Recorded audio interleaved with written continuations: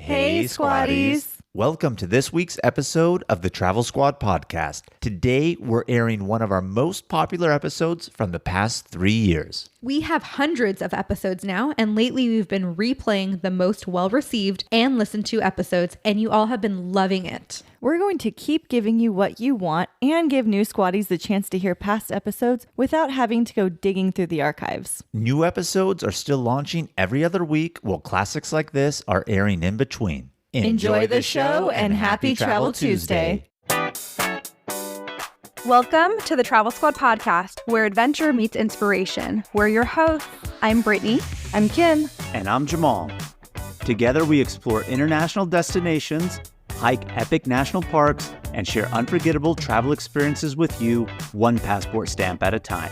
Our mission is to inspire you to travel by showing you how you can make it work no matter your budget, schedule, or experience level. We bring you along so that you can laugh, get excited, and start planning your own trip. So grab your ticket and your passport. And don't forget your travel insurance. And get ready to embark on a new adventure with us around the globe. Hello, fellow travelers. Hey, Squatties. Welcome to this week's episode of the Travel Squad podcast. Today, we're going to be taking you with us to Black Canyon of the Gunnison National Park in western Colorado. So we have a goal of visiting all 63 national parks in the U.S., and Black Canyon marked number 52 for us. And we've recently made a free Black Canyon of the Gunnison National Park itinerary for you to follow along this exact trip, and it has some tips for you guys on how we would change things as well. Free on our website at travelsquadpodcast.com. So I was not with you on this trip, and I am feeling a little bit left out because this is a national park that I've had my eye on for a very long time, but it's fine. We're going to get into it. I'm going to feel like I'm there. So Black Canyon of the Gunnison, tell me about it. Is it black? You said it's in western Colorado. How did you get there? Like, what inspired you to go to this national park other than just checking it off on your list? So it's actually the last national park that we had to do in Colorado. That you get to do in Colorado. Yes, that you get to do in Colorado. So Colorado has 4 of them, and we visited one with you, Kim. We went to Rocky Mountain National Park, which was Mesa amazing. Verde. And Mesa Verde. So you went to 2 out of 4 with Kim. Yes. And if you remember, you were asking where it is. Mesa Verde is on the bottom west of Colorado. Black Canyon is north of that. When we were going to Mesa Verde, I think this was on as a potential, if you remember, but we just nixed it because we didn't have the time. Damn. And after going, you can experience this park in a day, but you really should spend 2 full days to really get the feel of it. But we should have just made that a longer trip from Mesa Verde and just continued on because we went in summer and it's actually the perfect time to go. So it would have worked out really well. So if you are planning a trip to Colorado to hit off Mesa Verde or Black Canyon, just keep that in mind that they're pretty close together and you should just do both in one shot. And so to your question, is it black? Yes and no, but it is so steep, the canyon, that the sun really can't shine into certain areas. So then it looks black when you're really looking at it. So in the summer, when it's hot, it's actually not so hot because it's shaded? Well, you can't get into the canyon because it's so steep. There's like one hiking trail that can actually take you from the top of the canyon to the bottom, and it's really steep and you need permits for that. And there's one area within the national park where you can drive to the bottom of the canyon where the river is that has carved it. And the steepness and the grade of the road is at what? 16%. So that's really steep. The higher number you go up, that means the road is really, really steep. So I don't know. I'm sure it's very nice and cool down below in there. And actually, we did take the road down and walk along the river's edge, and it was cooler than it was at top. But this is famous for just being how steep it is. Imagine a mini Grand Canyon. It's not as long, not as wide, but sheer cliffs from side to side that you can see with really cool formations etched within the cliff. So that just gives you some sort of perspective of what it really looks like. So there are 2 main sections of the park. There's the North Rim, which is more remote. There's not really like a gateway town. The road to get there is like a dirt gravel road, and then there's not as many overlooks. And then there's the Southern Rim, and the Southern Rim is the most popular part. So we did both of them. Southern Rim has like the visitor center, has over 10 different overlooks, more of the hiking area. So it's definitely more popular. The road is paved all the way through. And then there is a third section called the East Portal. Jamal was just talking about it. It's the one where the road will get you down all the way to the river. And so if you are going and you really want to get a feel for the national park, I would recommend going to all three sections, and you can do it in 2 full days. That's exactly what we did. And this national park is best seen from May through September. The North Rim completely shuts down during the winter, and the South Rim is only open up until the visitor center, which is very close to the entrance of the park, like once you make it past the gate. And we're talking by road. You can go past the visitor center in winter by snowmobile and snowshoeing, I believe. But in terms of seeing other stuff, yeah, you're not going to be doing that. So there is a short season to go to this park. I want to go snowshoeing. I would love to go snowshoeing. You know where we should have gone snowshoeing? Breckenridge. Lebanon. Oh, we should have. To the Cedars. Yes. We didn't go out and do it. I thought you were going to say Breckenridge because we were really excited about the cross-country skiing and all of us sucked at it. So, I mean, we should have just snowshoed and that would have been a little bit better, I think. But yeah, Lebanon would have been a good spot. 2025, baby. 2025. So we talked a little bit about what Black Canyon of the Gunnison is, the North Rim, South Rim, Eastern Portal. Let's get into some tips for Black Canyon. Give me the tips. Always. So definitely run an SUV, especially if you're going to go to the North Rim. Like I had mentioned, the road is not paved. It's a gravel dirt road. And when we actually got to our hotel the first day, we parked and there was a car next to us. And we're like, damn, that car is hella dirty. And then we're like, where'd you take that? He goes, the North Rim. We're like, oh, shit. So And we take, as a spoiler alert, we take ours to the North Rim and it ended up looking exactly like that. So yes, I would recommend getting an SUV. And on the North Rim, there aren't like real parking spots. Like you just kind of pull your car to the side of the road. So I just think it's helpful and nice to have an SUV while you're in that more remote area. And it's helpful on that 16% grade if you go down into the Eastern Portal. I imagine you also would like offline maps with Google. Yep, that tip is tried and true. We always have it. It is here. Download offline maps. And with that same theme, Kim, download All Trails Plus and your maps of your hikes that you're going to be doing offline so that you have it as well. We mentioned that you can't really get to the bottom of the canyon well, so you're going to be at the top rim exposed. So bring sun protection, sunscreen, hat, water, anything to keep you protected and hydrated. With that same theme, bring an umbrella. This region of Colorado is prone to summer thunderstorms and rain showers. You know all about that, Kim, living in Austin now. In California, that's not really a thing, but some parts of the U.S., it really is. It happens here. So bring that sun protection, like Brittany said, and bring an umbrella because it did rain on us during a hike. And I'm actually glad that we had the umbrella. We would have been soaked. Yeah, we actually used our mini travel umbrellas. We put them in our hiking backpacks and they came in handy. So we'll be sure to link that in the show notes. And it's also in our Amazon shop as well. And so our last tip is, although the overlooks on both rims look super close together, the canyon's very narrow, so it really looks close on a map. It's not. To get from rim to rim, it's an hour and 45-minute drive to drive between the North Rim and the South Rim and vice versa. Hey squaddies, I want to take a quick break to tell you all about Thrifty Traveler Premium, our favorite go-to tool for finding amazing flight deals. You've heard us talk about Thrifty Traveler Premium before, and for good reason. If you love travel but hate paying full price and want to find discount deals, this is for you. Thrifty Traveler Premium is a subscription that sends flight deals and discounts direct to your inbox. We're talking point and cash deals for business class and economy flights, both international and domestic. We have gotten point deal notifications from Thrifty so many times that we've used personally to book our flights and plan our trips. Most recently, we used a point deal they sent us to book our round-trip flight from Los Angeles to London on Virgin Atlantic for 30,000 points, as well as on one of our most recent trips to Asia, flying from Hong Kong to South Korea and from South Korea to Tokyo for only 15,000 points. But the best deal of all that we personally used that Thrifty let us know about was our business class flight redemption on Singapore Airlines from Los Angeles to Singapore.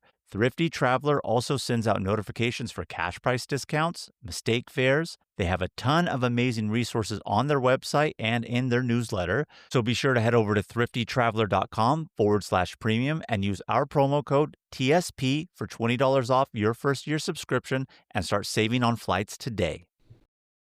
This episode is brought to you by Progressive Insurance. Do you ever find yourself playing the budgeting game? Well, with the Name Your Price tool from Progressive, you can find options that fit your budget and potentially lower your bills. Try it at Progressive.com. Progressive Casualty Insurance Company and Affiliates. Price and coverage match limited by state law. Not available in all states. First of all, how long was this trip for you? It was a total 4 days of travel. We left on a Friday, which was a travel day pretty much, and then 2 full days within the park, and then coming back on a Monday. You know, you take a lot of weekend trips, which is pretty normal for people with normal jobs. But Brittany, you can kind of alter your schedule, and Jamal, you work for yourself, so you can too. Why don't you take more midweek trips? That's a great question. So midweek trips would require me to guarantee that I have those days off during the week. So a lot of these trips, I don't request PTO on a Friday or a Monday on because I work 12-hour shifts. When I work, I'm allowed to put in my schedule of how I would like it. But that doesn't mean that they necessarily have to follow that.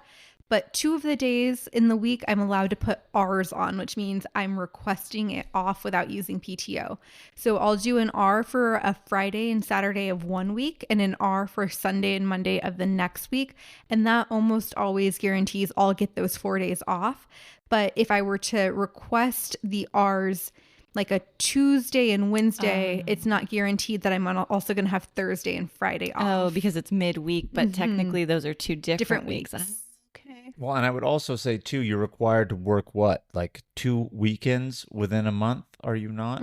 So if you put the R's on a weekend that she's not scheduled to work, she's more inclined to get those R's on a weekend because they're not going to make her work every weekend. Yeah, because they it's can't only the force 2. me to work every weekend, so I'm safe doing it on a weekend. Okay. Otherwise, we would, because those midweek flights and midweek hotel prices would be a lot better. But less crowd. Yeah. When she was per diem, we could have done that a lot more, but she's not per diem anymore, so it's a little bit harder. All right. Day 1, I imagine you're flying into Denver, right? The biggest airport in Colorado.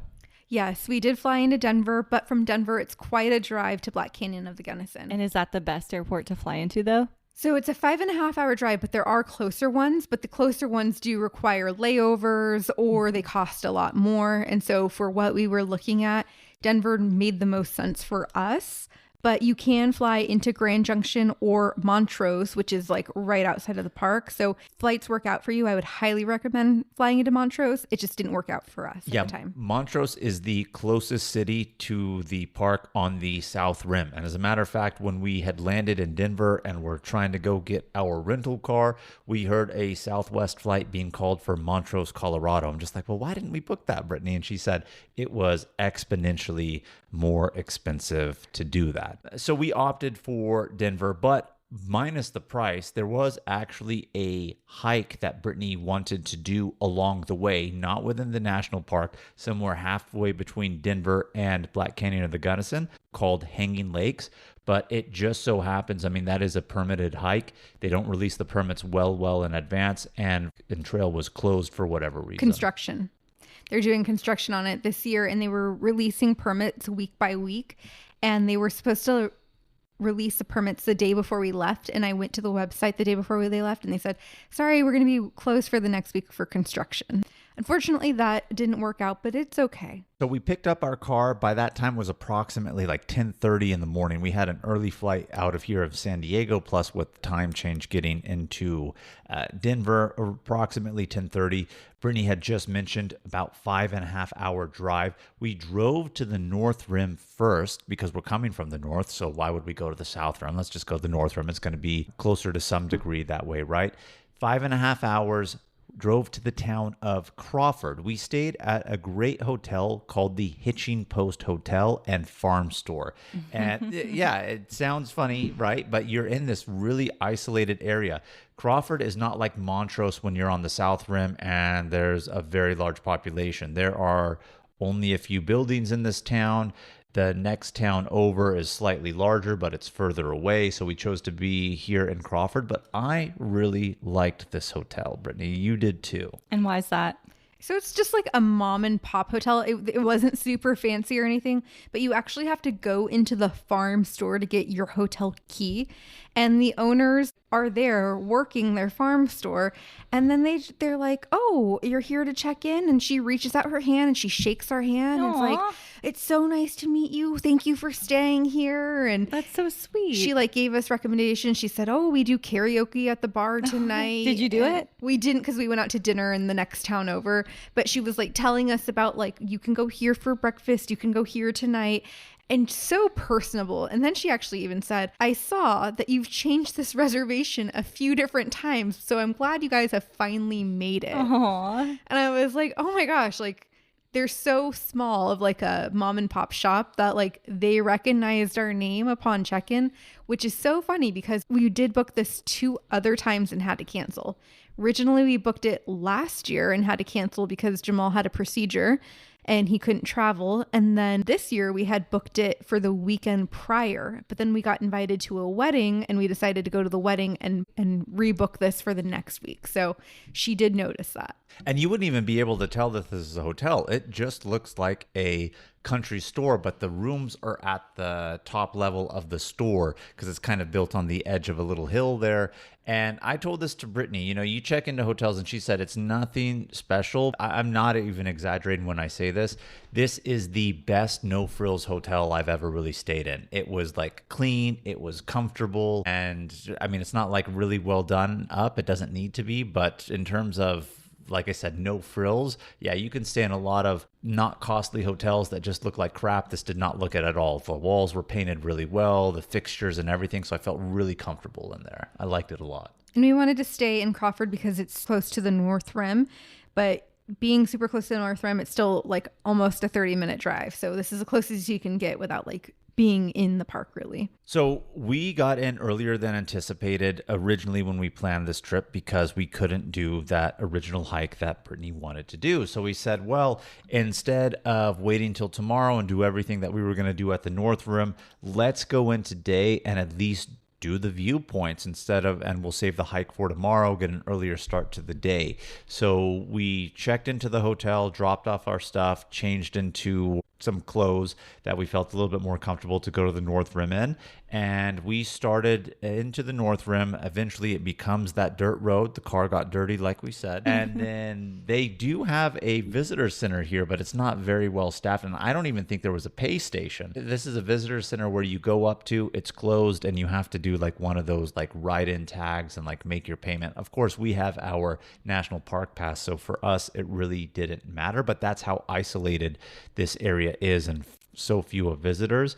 But we drove all the way to the end of the rim road and started at the furthest viewpoint and worked our way back. Yeah, and in hindsight, and I mentioned this in our itinerary, the road isn't meant to do that. We're doing it just because like we like to start the farthest and work our way back.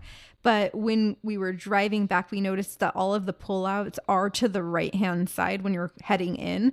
So I think it's meant for Which is the side of the canyon. Sorry, I don't mean to interrupt you, but just the side of the canyon. So if you are going, just start at the very first viewpoint and just work your way to the end. And the one at the very end is where the last bathroom is, other than the one at the visitor center. And so it works out that way. But we did things backwards because we're us. So we started at a viewpoint called Kneeling Camel View. We did not see what was supposed to look like a kneeling camel. Yeah, it's named this because apparently one of the rock formations is supposed to resemble that. We did not see it, but nevertheless, the viewpoint was equally impressive. I didn't need to see the fake camel in the rock to really appreciate the canyon that I was looking at. And we went to 5 different viewpoints. Went to Islands Peak view next. And so it just has like these really big peaks rising from above the canyon. So good view there. And then we made our way to Big Island, which has what looks like a big island in the middle of the canyon.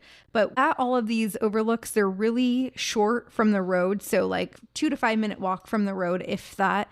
A lot of them have views of the river. You can see how deep it is, how steep it is, how beautiful it is. There's literally like a sheer cliff, and then you look down into the canyon. It's a really beautiful sight to see. So we just did that, drove the North Rim, saw all the viewpoints. Kim, you asked if we took the proprietor of the hotel's recommendation of what she said to do. We did not, because you would be very proud of us. We went to the next town over, which was called Hotchkiss, and we got Thai food. In that remote location, you found Thai food, huh? You know, I feel like Thai food is one of those things where if you can find it, very rarely, even in a remote location, is it bad. It may not be the best, but it's palatable. But sometimes in remote locations, you go places and you think something looks good, and it's absolutely not. Thai is always usually a star hitter. So we're like, let's go get some Thai food. You're kind of right. Like, I don't think I've ever had bad Thai food. Well, I know where we had bad Thai food. No, one time. it wasn't bad. Cusco, Peru was It bad. wasn't Thai bad. It wasn't bad. Mine wasn't. It was okay. Coming from the girl who thinks Bishok is good ramen. So, I will say this. The first time I did not like Bishok, but the second time we went, I was like, my perspective changed a little bit. So it's just one of those things I like to rag on you on about Bishok, Kim. But Pahrump, in the middle of nowhere, had a good Thai. It was spicy as fuck, though. It was. It messed up my stomach. Someone paid for it. My stomach paid for it the next day right before a hike, but it was so delicious. Way to Havasupai Falls, we stopped and got Thai, and that Thai was middle of nowhere. Also good. So this was also middle of nowhere. It was called 476 Eatery. They had Thai food, which is what we got, but they also had some sushi and some other options. And they asked us if we had reservations. So it does get bumping in Hotchkiss, Colorado. Bumping enough for reservations. It was really, really good. And they actually have a grocery store in this town, some gas stations. So for everything you'll really need, you can find it in Hotchkiss. On our way back to the hotel, we went to the grocery store and we got these mini Ben & Jerry's. Have you seen the really tiny mini ones? Mm-hmm. Yeah, amazing. Loved it. And since we do a lot of like remote national parks and things, I now have this utensil kit that is reusable that I've been taking on all of our trips. So I had my spoon handy. We were watching some Netflix on the TV, eating our ice cream before we got ready for the next day. You know, I saw when you posted that and I thought it looked really cute, and I'm sure it comes in handy. But I was also thinking, don't you have a mess kit from when we went backpacking?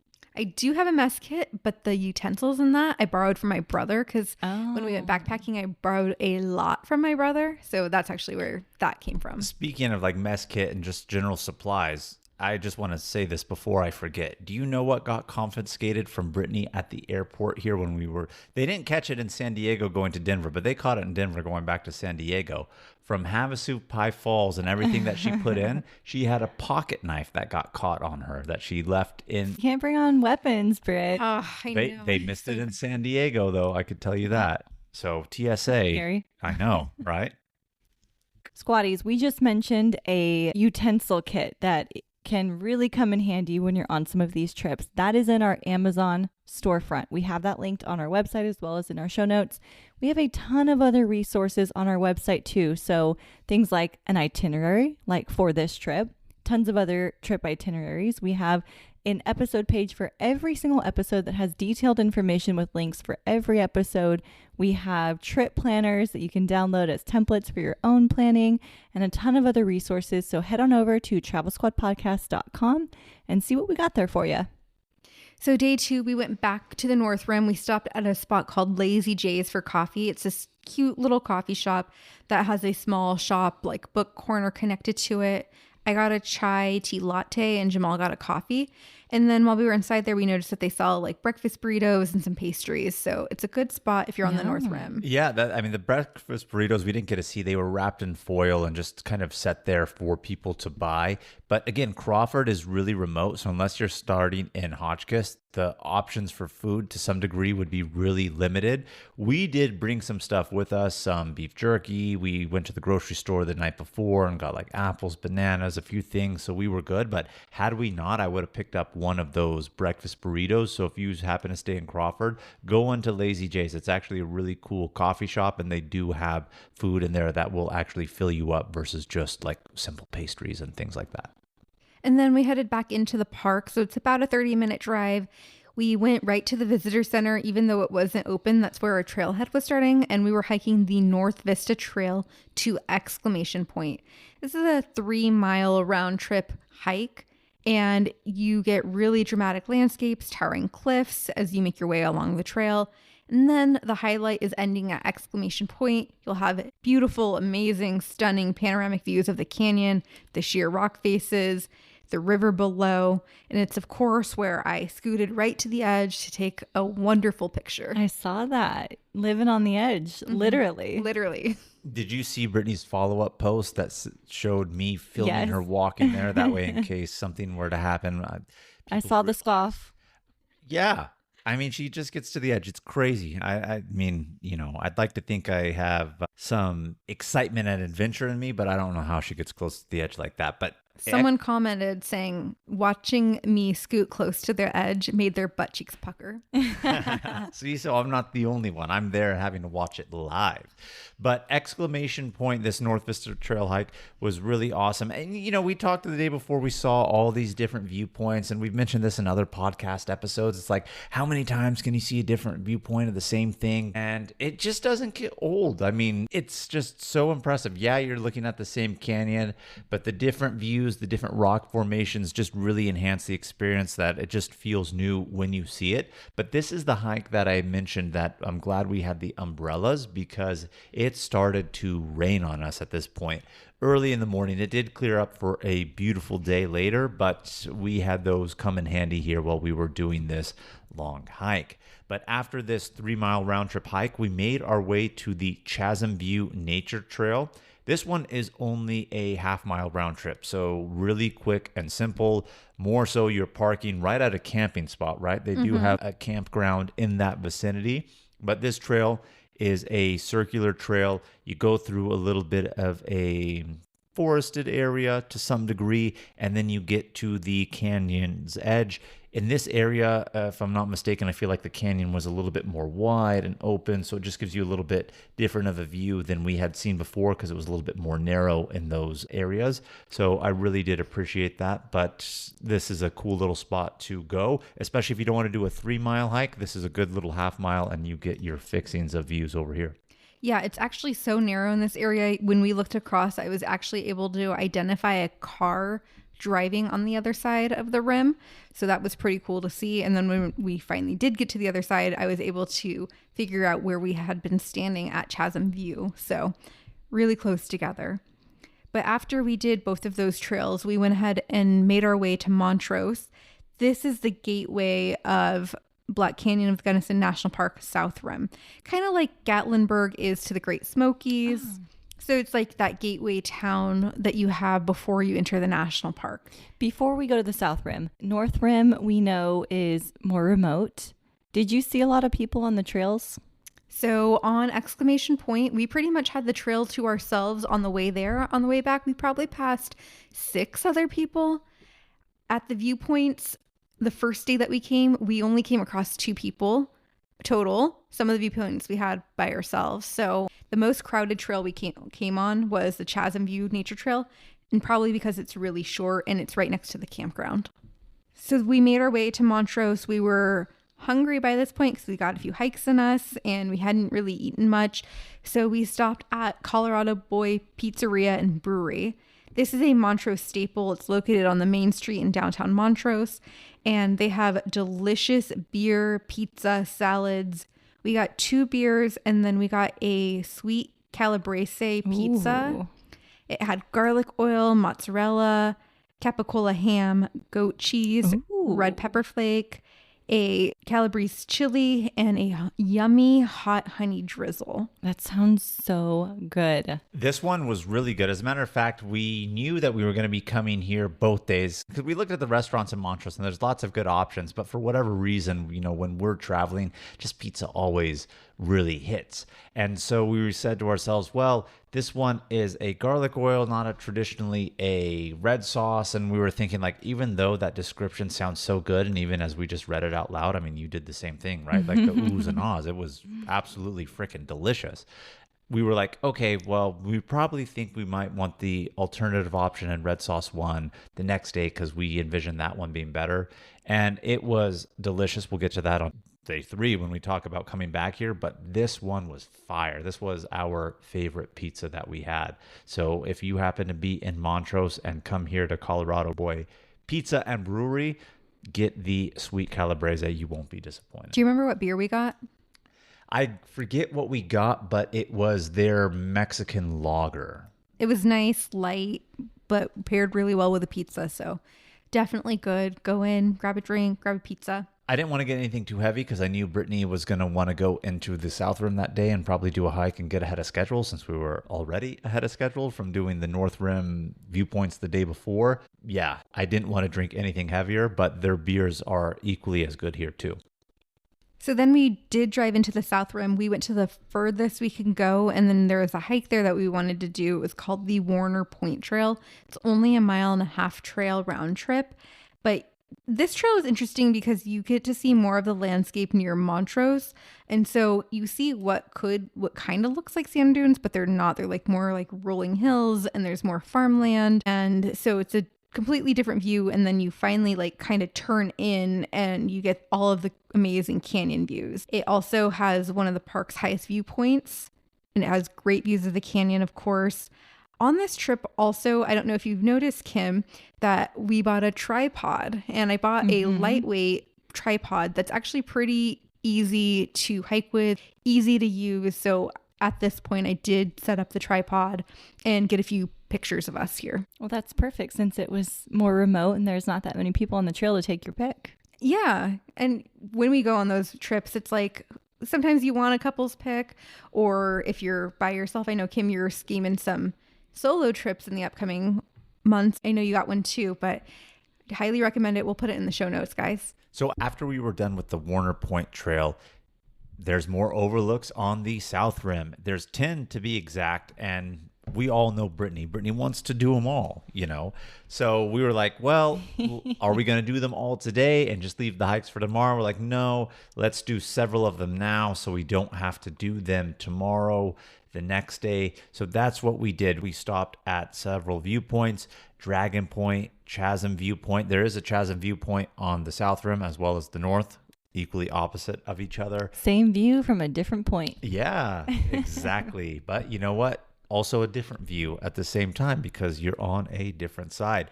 Cedar Point, Rock Point, Cross Fissure View, and Pulpit Rock. Those ones that I just mentioned right there are the highlights of the South Rim. All of those ones specifically we did not do that day. We just did 3. We did Sunset View, which is a 0.1 mile. And so when we say this, of course, there's the turnouts. But the road follows the canyon edge, but sometimes the road could only get so close to the canyon. So depending on where the road is, you have a little bit further hike in to get to the edge of the cliff and the canyon. So Sunset View, only a short 0.1 mile from the road. Yeah, then we went to Dragon Point. This one, it looks like 2 dragons are painted on the cliff wall. So it's really pretty to see. So does the rock look like a dragon, or was there a dragon painted on it? It looks like a dragon's painted on it because of the striations in the rock. Oh, that's kind of cool. Yeah, it looks like a Chinese style dragon, like the really thin, long ones that you would normally associate with China and Chinese New Year's, all that stuff. That's exactly what it looked like in the rock, 2 of them more particularly. And then the last viewpoint we did that day was Chasm View. This one's about a 1/2 mile round trip. I would definitely stop here.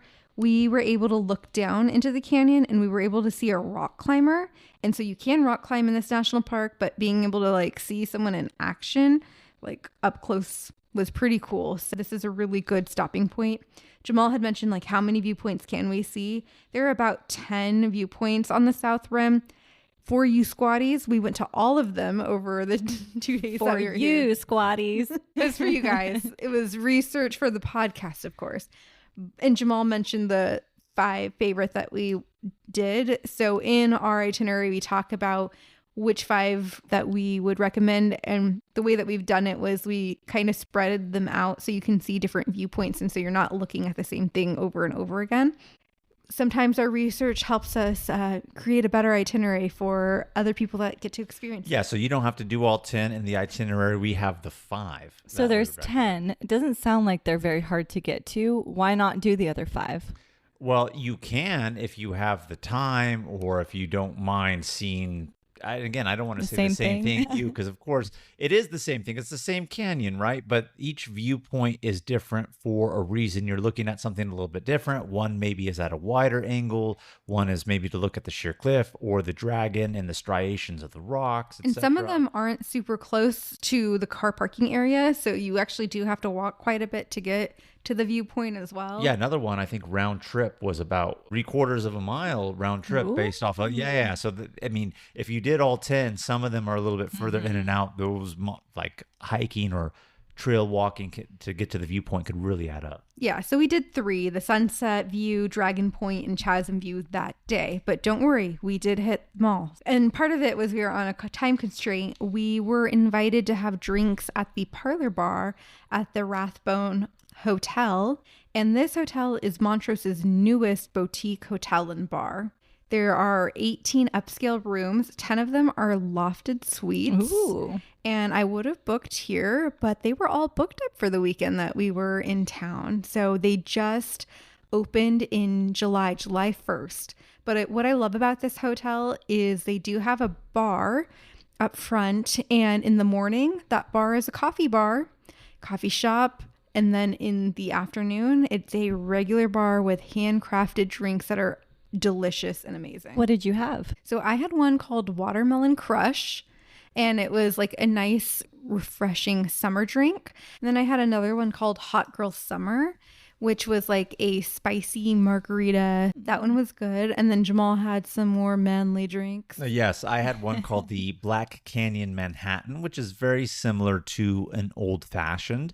And then I did have a old fashioned, but not a traditional one that they make unique. So the bartender that they have in there, of course, they have traditional cocktails, but then he'll add his own variation or spin on it. Of course, you could get them traditional too, but a lot of their specialty cocktails, like their house cocktails that he has created, they use a lot of ingredients that are local to the region. Like, for example, one of them used their local corn that they have to make the alcohol because they grow corn a lot in that region. Yeah. That's so unique. Mm-hmm. One time me and Brittany went to a spa and they had corn tea. Mm-hmm. And I actually liked it. How was the corn booze? It was good. Won't say that I didn't like it. And anytime I hear something that, it's local from the region, I appreciate it even more. So these are specialty craft cocktails. It has a really good ambiance in there just as well.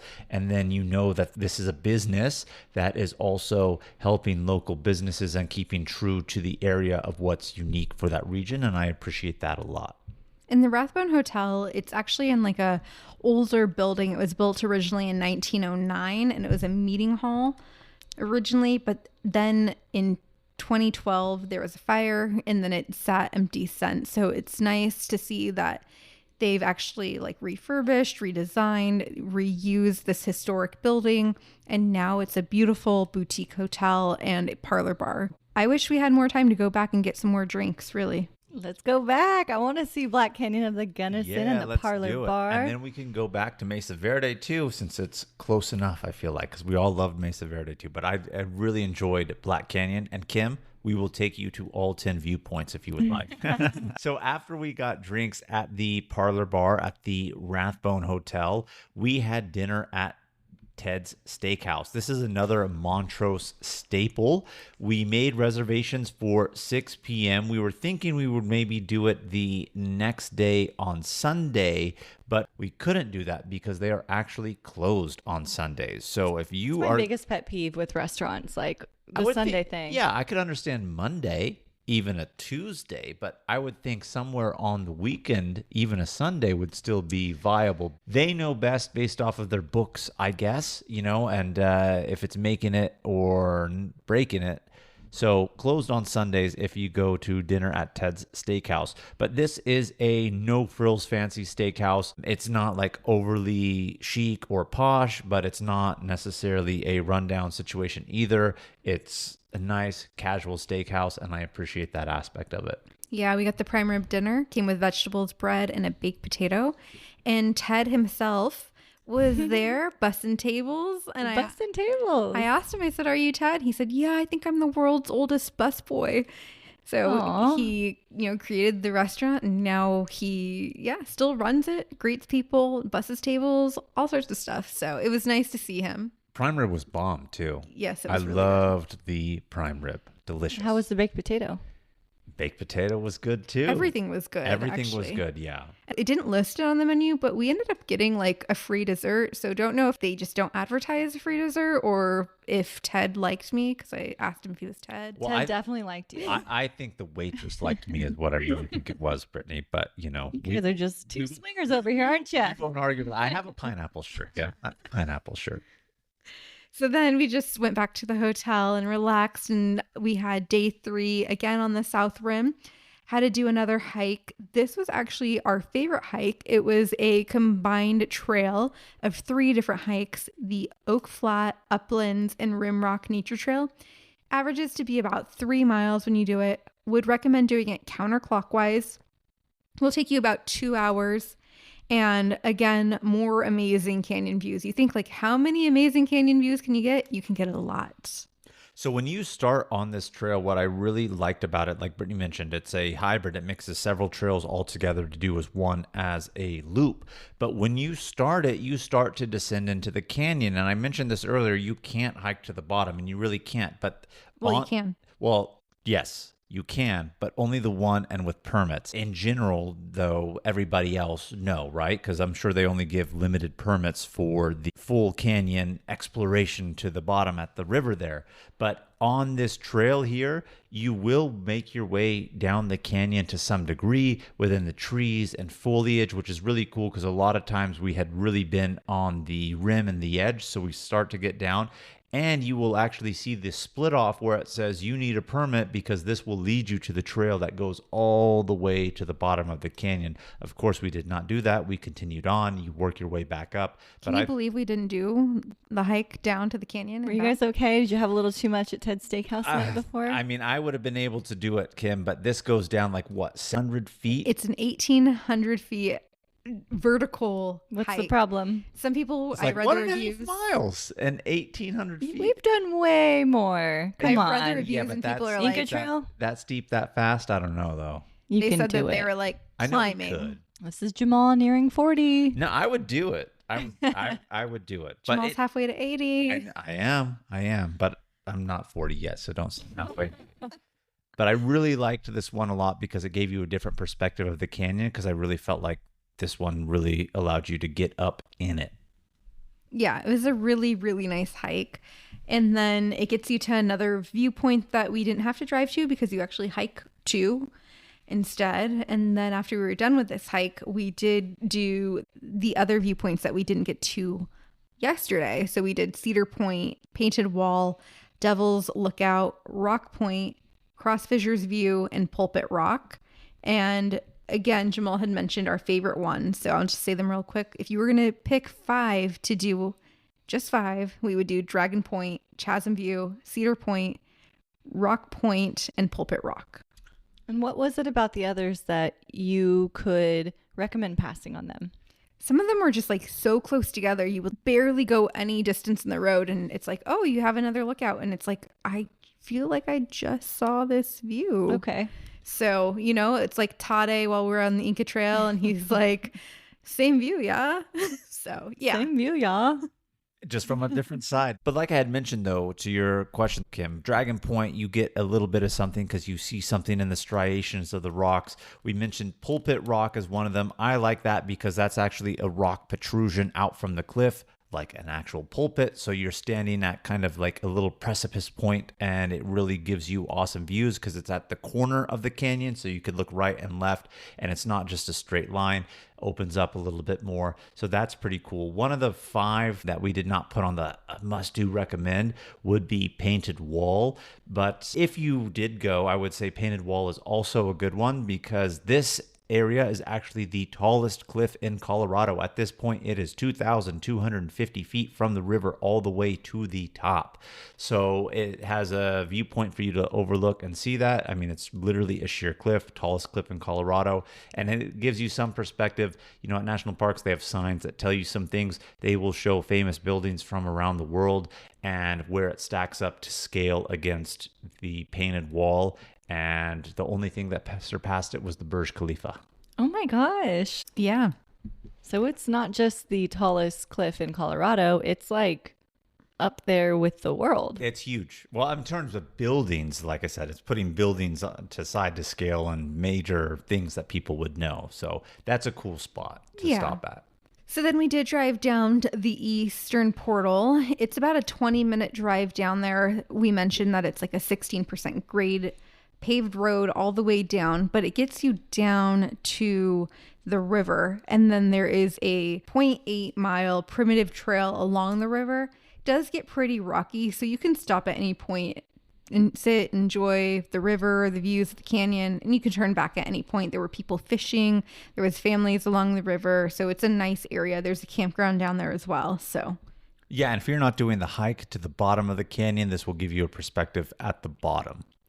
What bummed me out is prior to COVID, they actually used to have a boat tour down here that was about an hour and a half and only $25 a person to kind of go down the Gunnison River, but they stopped it. And I hear that they're looking for an alternative boat tour, but they haven't found one yet. So hopefully they'll bring that back in the future. And since we were ahead of schedule, since we had done things because the original hike I wanted to do was under construction, we got ahead of schedule. We actually ended up spending half a day in Ouray, Colorado. Or is it Ouray? We're not entirely too sure of the pronunciation. We heard several different people from Colorado say it differently, but it is spelled O-U-R-A-Y, Ouray, as I like to say. Or is it Ouray? We'll leave it up to you, squatties. You tell us. I'm sure you will in the comments. But I heard this place has a reputation. Yes, it does. What did you hear? I heard it's the Switzerland of America. What do you think? That's what they call themselves. And, you know, I did post a story about that, and my dad's girlfriend said, Switzerland of America? I highly doubt that. But I thought it was actually pretty cool. And you are in this cute little picturesque mountain town nestled in the San Juan Mountains of Colorado. You drive a road called the $1 Million Highway, and it has really great views. And they actually have a sign that does say Ouray, Switzerland of America on it. So you haven't been to Switzerland yet, but what do you think? Like, do you think it could stand up?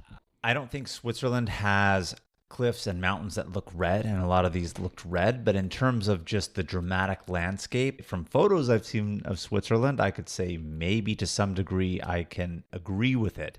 I don't think this entire region vastly looks like it, right? But you come in on the highway, and it's a highway that will eventually have stop signs and stoplights to the main road through the town. You're looking at buildings that were probably built in the 1800s, early 1900s, so you have that classic feel. So of course you're not going to have that American style look in Switzerland, but then you really look at the mountains around you, and let me tell you this, it's quite impressive. The photos do it no justice. We've said this a million times on lots of different things, but no justice whatsoever. But when you're there, like, it's beautiful. You drive the main street and then you look straight ahead, to the right, to the left, and it's just like, man, this is just like dramatic, like landscape. It was really beautiful. I appreciated it a lot. Kim, I think you would like this little mountain town because it has that beautiful alpine scenery, but they do have hot springs here as well. And they also have like more of a Victorian architecture in the downtown area.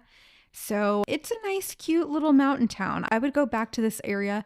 It's actually not so far from Telluride. Have you heard about Telluride, Colorado? I've heard of the place, but I don't know much about it. Well, it's so famous. Kia's made a car called the Telluride now, apparently. Yeah, Kesha actually drives the Telluride. But Telluride is on the opposite side of the mountain.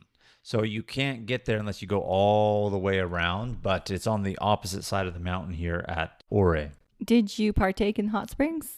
So we did not, because the water is obviously natural, but they're man-made pools, and it was kind of drizzling while we were there. And we had some other things on our list, but we did pass by them. When we passed by it and looked at the photos, it just looked like a public pool. It was not very well designed, kind of like square and rectangle shape. They had like an adult section and a kids, but then they had like a little play structure area, it seemed like, with a slide. It just didn't feel like, yes, a hot springs type vibe. I'm looking at a picture of Ure Hot Springs, and it looks pretty cool. They do have that square pool, but then they have these like wavy shaped pools to the side. Well, you are a hot spring girl, Kim, so I think that's probably why. So we ended up doing a small hike called the Backs Canyon Falls. And this canyon was formed by a creek that has carved its way through the rock, of course, creating a very steep, narrow wall. And there's a waterfall coming out of it. And it's very dramatic and it's powerful. And you are basically along like this canyon edge or on top of it looking down to see this. You do have to pay to go to this hike. So it's only about $7 or whatever. And we did do the observation platform. And then we also did the hike to the top to look over everything as well. If you're going to come here, I would highly recommend doing the Box Canyon Falls hike. Really cool. The overlook, it's a bridge over the top of the falls. It was really windy when we were up there, and it will actually lead you to a tunnel that they've carved through the rock that you can continue a trail, but you would leave the premises of the falls, so you really wouldn't want to do that unless that was the last thing that you did. So we just turned around, went down, got even closer. Then there's a catwalk that follows along the canyon above the water that will lead you to the falls as it's coming through the rock. So just really cool, really unique. And then they have a nature trail that you can take when you're done to kind of circle around. It's very small, but really unique perspective to see a dramatic waterfall and landscape that they have out here. And then we went to the lookout we were telling you about on $1 Million Highway, where they have the sign for Switzerland of America.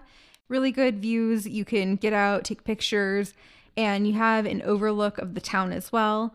And then once we were done there, we actually went into the downtown, which is only a few blocks long. We went to Mouse's Chocolates. A lot of people recommended that when I asked for recommendations for this area. And they do handmade truffles, really good handmade chocolate truffles. So we got some treats in there and went to another shop that was like specializing in beef jerky and just kind of walked and roamed the shops downtown. And then when we were done with Ore, we worked our way back to Montrose. I alluded to this earlier. For dinner, we went back to Colorado Boy Pizzeria and Brewing, and we got a pizza and salad for dinner that night, as well as more bevies. What kind of salad and pizza did we get? We ended up getting a Mediterranean salad, as well as, I'm going to butcher the pronunciation of this, but the salsiccia pizza. How did he, and I said it, but then he said something else. I don't know. I can't really pronounce it. It's in Italian. Had your favorite mushroom, sausage, goat cheese on it. It was really good. I would forego the mushroom, but that does sound really good. It was good, but not as good as the one that we had before. Yes, the one we had the day before, amazing. So then we just spent the night in Montrose. The next day, drove back to Denver. We did stop into the town Golden, which is where the Coors factory is. We didn't do the tour at the Coors factory because we've done that before.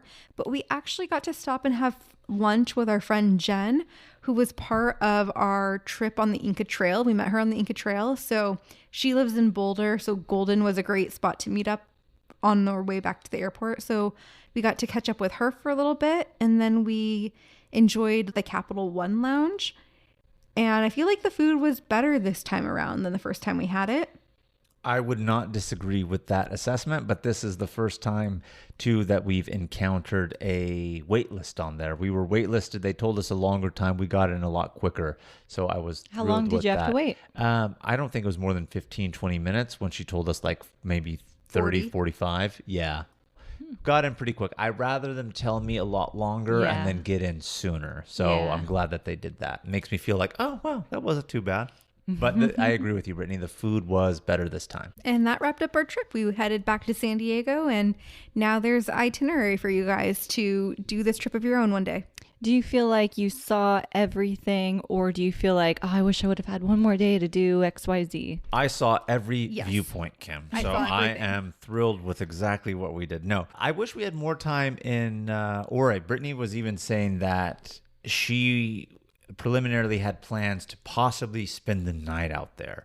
If we were spending the night out there, I know what I said about the hot springs and how they look, not necessarily intriguing, but it, like Brittany had mentioned, it started to drizzle a little bit, didn't really want to get out there. I was going to say there was even thunderstorms too. So if we were staying the night, probably would have gone out a little bit later once that rain and thunderstorms had passed and probably enjoyed it. But otherwise, if we're talking Black Canyon, I feel like I got my fill. 2 days is more than enough, 2 full days to experience the entirety of the park. Well, that's perfect then. Squaddies, go to travelsquadpodcast.com and download your free itinerary. And thank you so much for tuning into our episode this week. Make sure to keep the adventures going with us on all the socials at Travel Squad Podcast and send us in your future questions of the week. If you found the information in this episode to be useful, or if you thought we were just plain funny, please be sure to share it with a friend that would enjoy it too. And as always, please subscribe, rate and review our podcast, and tune in every Travel Tuesday for new episodes. Stay tuned for next week's episode. We have some more amazing adventures and tips in store for you. Bye, Squaddies.